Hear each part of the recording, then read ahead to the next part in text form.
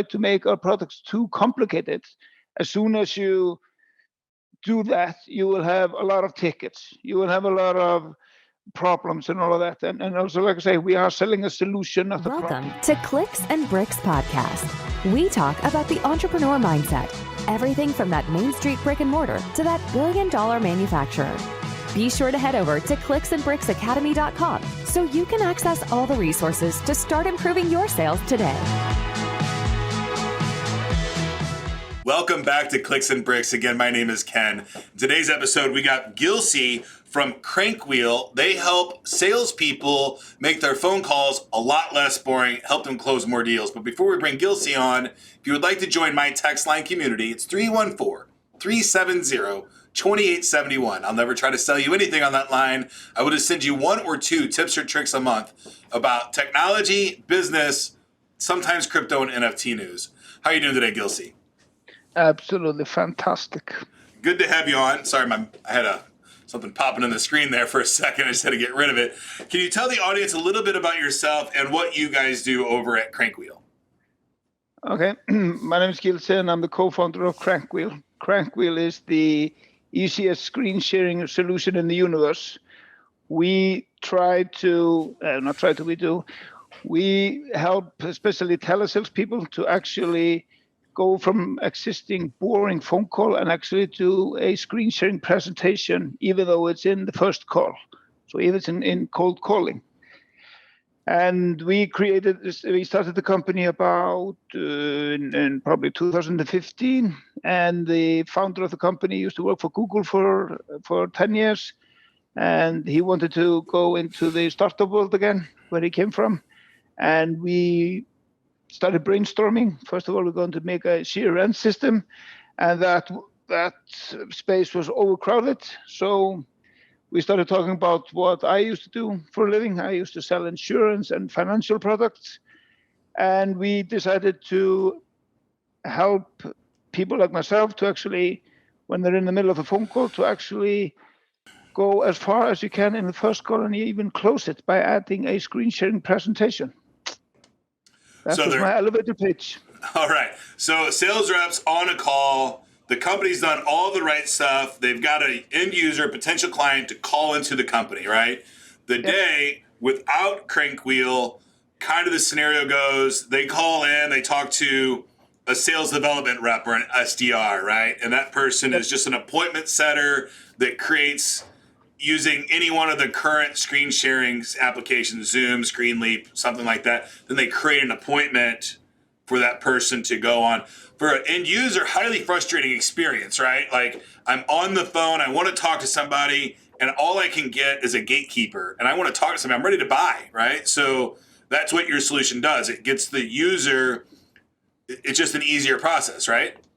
Yeah, it actually, I think you hit the nail there. It's when you have the finalism person on the phone, it is difficult enough to get the phone. And if they are interested, of course, you should try to go as far as you can.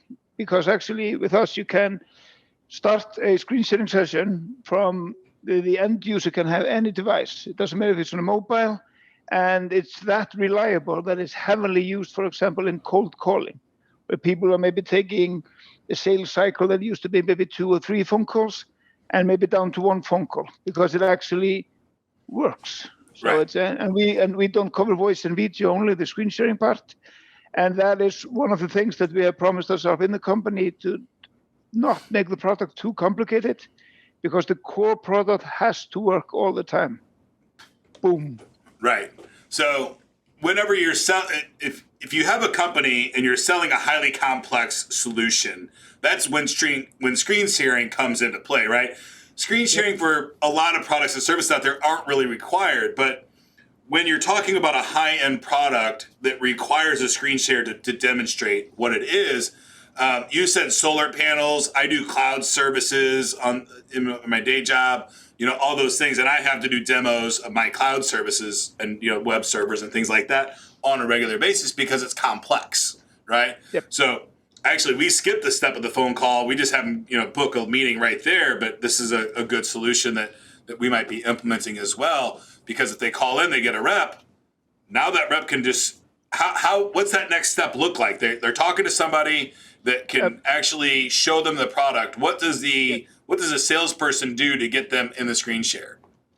I would say we have two main options to get people connected. For example, you probably ask the prospect or the customer if it's on a mobile or in front of a tablet or a desktop. And if it would be only in front of on his mobile, you would just send them an SMS, pretty simple with us, click a link, and then the screen sharing session has started. Or if it's in front of a desktop, you would simply say a simple URL, just like a meeting.is / a company name, choose an agent, and it starts. So it's thought like that. You have someone on the phone, and you can tell it over the phone where to go. It's pretty simple. It is pretty simple. So it's yep. So then the user clicks that link, and then they can see your screen, and you can walk them through. Yeah, no download. No downloads at all. Have to set the client. No. You do not have to set the client.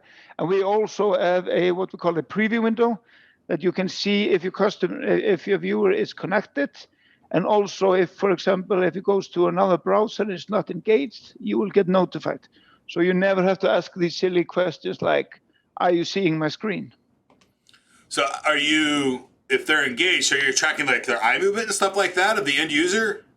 So if they are actually on the website when they started the screen sharing session, right. If they open up a new browser, you get notified, like the viewer's window is hidden, so you never have to,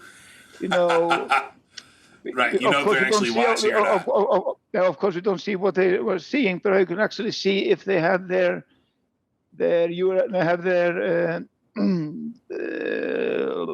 browser open that they started the screen sharing session on. And this is also not just to see if they're engaged, and it's also just to see actually if for accident they open up a new browser. They're interested, and then you can ask them, like you see here, if you go back to the browser. So you never have to ask these silly questions like, "Are you seeing my screen?" Like, do you understand this? Right. Yep. And if they get disconnected, you can also say, "This is a very powerful tool, and we're the only ones that have this." That's fantastic. So in the sales world, like if you're in sales cycle and shortening the share cycle, the sales cycle is really important, right? It's something we're always trying to do. And in the world of screen sharing, you're already saying that I've already got a complex solution. I need to demo this for somebody to understand what the details are. So if you could take a day, a week, an hour off of that sales cycle by getting through that, and when the buyer's ready to buy, they want to talk to the right person. They don't want to go through the SDRs. It's miserable experience. And I hate that companies are moving to that kind of world where you cannot talk to a person that can make the deal without going through all of these other hoops, right? It's really frustrating as a buyer. The other people that people buy from, the whole people buy from people they know and trust is absolutely true. That's the first person they're going to go to. But I can promise you, if the person they know and trust makes the buying process challenging, they will buy it from somebody else. So you want to make sure that you remove as many barriers as possible when you're trying to sell your product or service, especially if it's highly complex and you have a long sales cycle. You want to shorten that and get as many hurdles out of the way as you possibly can. And that's what Gilsi and his team have created. So during this process, you told me that you're the co-founder of this business, started in 2015. You did it on your 40th birthday. Is that correct? Yeah, we were... We founded the company. We had been brainstorming a little bit, me and the founder, and we made the decision actually to start the company and name the company, everything on my 30th birthday. Of course, we had opened up a few beers and we had some world domination plans. Fantastic. So can you tell the audience, I'm sure there's out in the audience, there's people in their 20s, 30s, and 40s that are in corporate America, and you were selling insurance and other things like that. So you were a corporate America guy. Can you tell the audience a little bit about your mindset? You can even talk about the discussions with your family on, hey, we're going to take this leap of faith and we're going to do this business and we're going to run with it. Can you tell the audience a little bit about how you made that decision and what your mindset was through that process? Okay. This might take me a few hours. I'll keep it short. I was in a little bit of getting bored out of doing what I was supposed to do. where I was working at, and also the founder of the company was also at the same turning point in his life. So we started brainstorming, and for me it was pretty simple decision to make it, because actually we thought it was even sober. We thought it was a brilliant idea. So I just more or less from that moment, we decided to actually just go ahead with it. And we did it a strange way. Our company, even though we are 6 years old, we have about 60,000 users. We're in 6 continents. We are still bootstrapped, and we are profitable. So the reason, I think one of the reasons behind this is that we have been focused from day one actually getting customers. It's very popular when people create companies, they try to do whatever they can to get investors in. So we actually made the decision not to get investors in and solely focus on the product and getting customers. And that is of course, it's challenging, but it's rewarding when you actually have the freedom to do whatever you want as an owner of the company. I think there is, and also another strange thing about our little company is that usually you conquer your local market, and then you go abroad. We have about 900 paying customers in 6 continents, and we have almost none in our country where we live. So everything with us is bizarre. But like I say, That's okay. We're growing pretty good. It's a small team, and like I say, it is beautiful to have the confidence and the patience to actually not get VC money and try to go as far as you can. That would be my recommendation to. And just if you have a dream, or if you have a company that you want to do, just go for it. You only live once. Absolutely.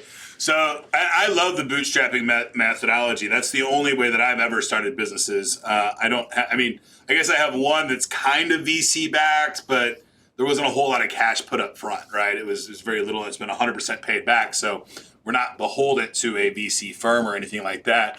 I've worked for those firms before, and it's really frustrating whenever you have, direction sent down that you disagree with, right? When you work for a company, sometimes you have to do things that you fundamentally disagree with as your job to keep your job. And I really struggled with that personally.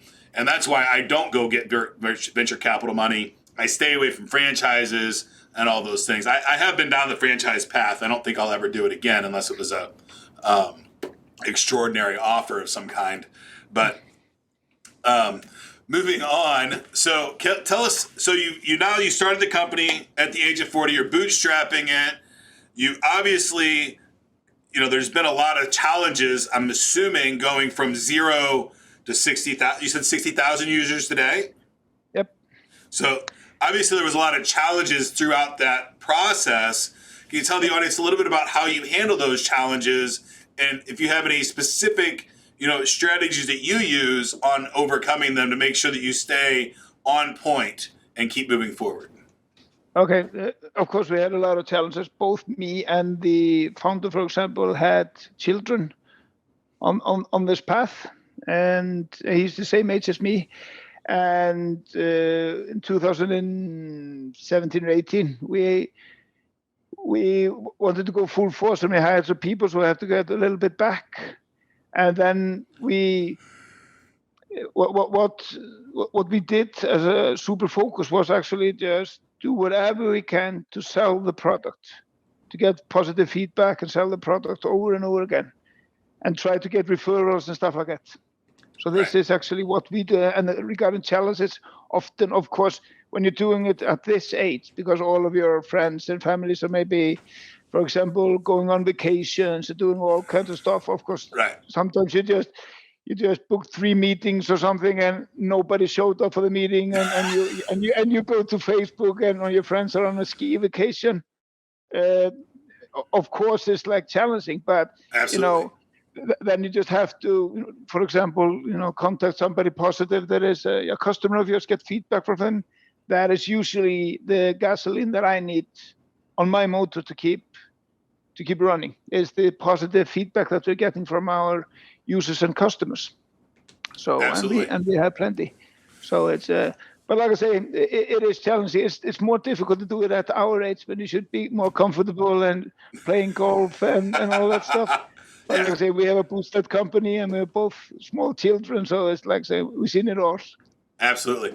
So you said something a little bit ago about booking 3 meetings and nobody shows up. And I don't know if the statistics. So with your platform, that doesn't happen, right? Nope. So with the traditional method right now, and I know this from booking sales interviews and interviews, not only sales calls, demos, podcasts, and interviews for employees, right?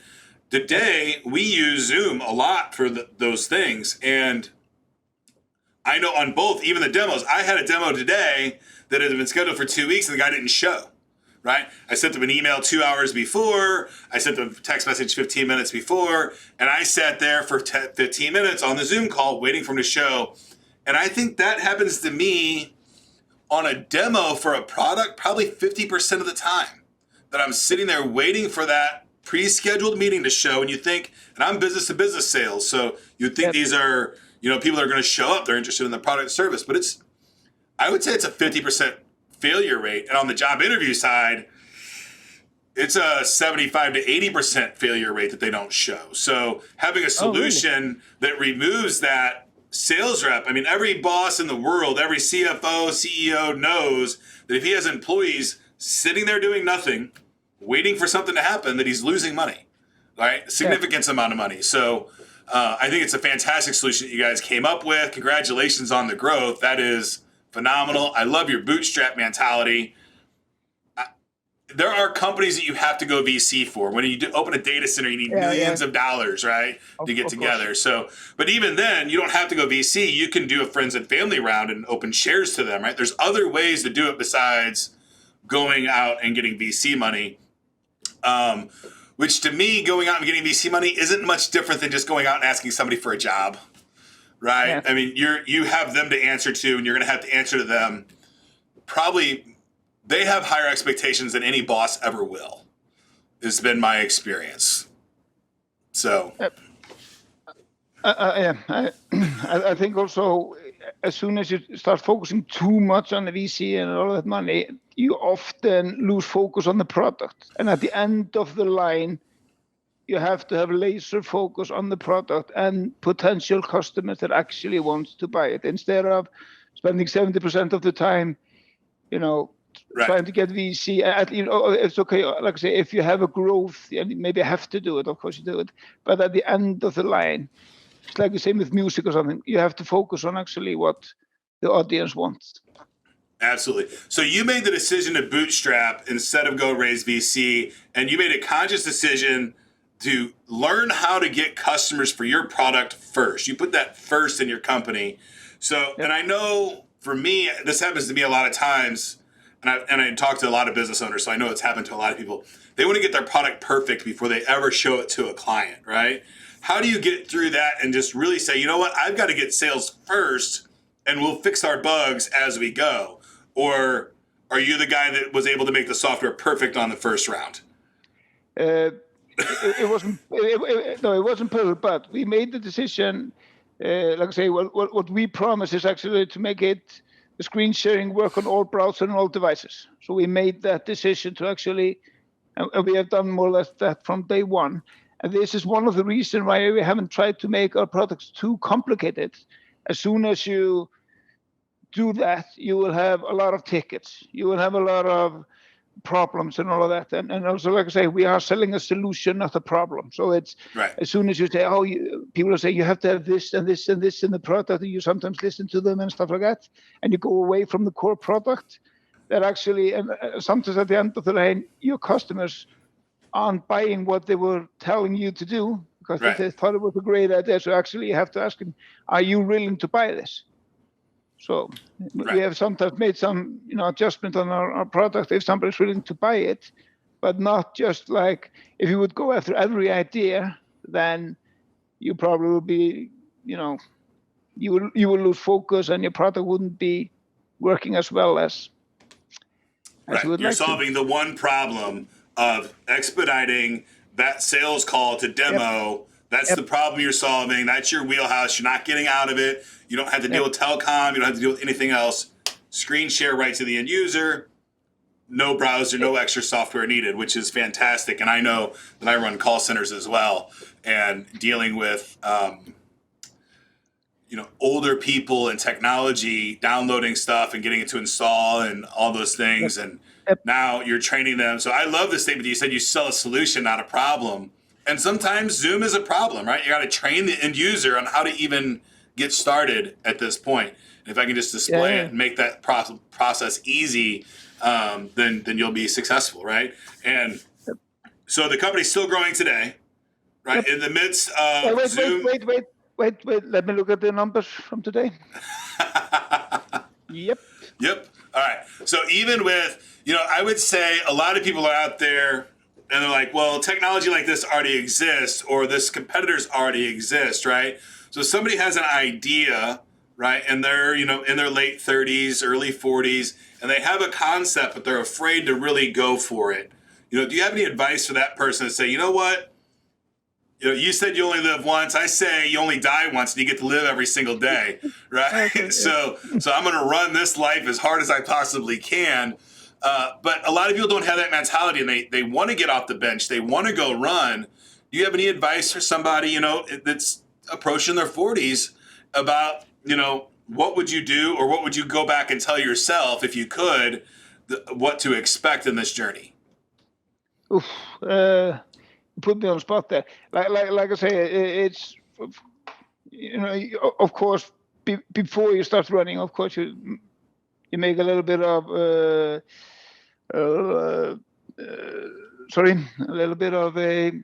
checking out if there is actually a product that you are thinking about is available out there. But you probably in the beginning you won't find, but after a few months into the project, then you'll probably find one. I think that is often the whatever. Yep. There is everybody has tried to figure out more or less whatever somebody's trying to invent today. Right. But it's like, even though we are about 7 billion people on the earth, so there's always there's always a niche, and there's always an opportunity. And of course, like if you're frustrated usually about something at work, it's maybe regarding to technology. Just go after the thing that makes you irritated at work and try to fix that problem for others. Because usually ideas come from frustration from work or something that you would like to have better, or something like that. So it's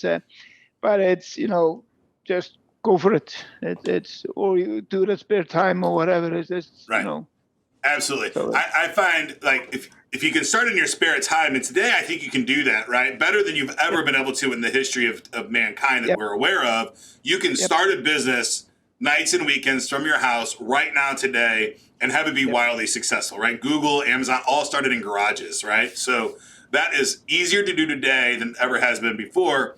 Yes, there's more competition. Yes, there's more people starting businesses every day, but it's never been easier to get started today. And that's always been the biggest hurdle, right? Before it would take, tens, thousands, maybe $100,000 to start a business. Today you could probably start one for a couple $1,000s. My biggest advice, I think, if you're older and you're looking to do this, make sure you're financially stable before you jump into this boat. All right. Make sure that you have multiple streams of income already, or you have, 6 months to a year of savings for all of your personal stuff, because it's going to get stressful. You're going to be working a lot of long hours. And the last thing you need is your wife saying, hey, I need groceries. Right. And then you're trying to figure out, how do I save the company and how do I feed my family at the same time? That's a dangerous game to be in. So I would avoid that at all costs if possible. But I promise you, if you get to that boat, you will figure out a solution. You will figure out how to get through whatever it is situation you put yourself into. So don't be afraid to put yourself in crazy solutions. Yes. At least try, at least give the ideas a thought and some, challenging questions to actually, like I say, if we can do this from the middle of the Atlantic Ocean, three or four people, it's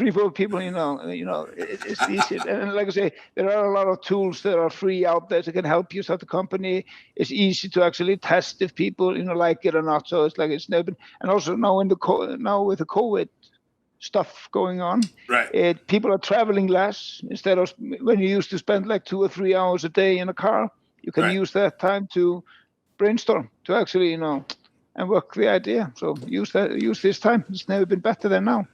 Absolutely. So I know nobody has a crystal ball. We can't see into the future, but where do you see technology taking either your business or the world in the future? And we can go 5, 10, even 20 years out if you'd like to. I think it's going to be like usual. A lot of the core products will still be the same. And of course, there will be a lot of people talking about all kinds of VR and all kinds of things in the coming future. But I think our technology will probably be, very relevant for the next 5 or 10 years, just guessing. But like I say, I think sometimes, as usual, people are always saying, look, like VR was 20 years ago. It should be, right. a thing then, and now it's a new thing for the third time in my life. So but like I say, still we are trying to solve very small problems and still trying to think, way ahead. So I have absolutely no idea where technology will take us. At least everything will get smaller and bigger. So yeah, I think for your specific technology, I think the short term, it's going to go to VR, right? But that's just going to be another screen that you can use. I don't think the phone's going away. I don't think the monitor's going away. I don't think the TV's going away. I don't think this is an or situation. This is an and situation. You're going to keep adding new technology and new displays that the users are using. And with Facebook having a $300 headset, you can believe that more VR is going to be out in no time at all. They really, and the Mark making this new stance on the metaverse, it's coming. It's going to be here. It's going to be here really fast. So if you're in business today, it's something to be thinking about as virtual reality today and how you're going to implement it in your business or use it in your business. I fear if you don't adopt VR or augmented reality, one of the two, that your business is going to be in trouble long term, right? So for the users out there that have a business that's running today, I'm not saying you have to go out and jump in all into VR, but it's something you should be aware of at minimum and be thinking about how can I use this technology for my business to improve it and be a differentiator in the future. Gilsi, thank you so much for your time today. Before we go, do you have anything you'd like to leave with the audience? Can I tell that everybody who's listening can get Crankwheel free for the next 2 months? Okay, fantastic. And how would they would just go to crankwheel.com? It's a link that I have. I can send it to you, so you could put.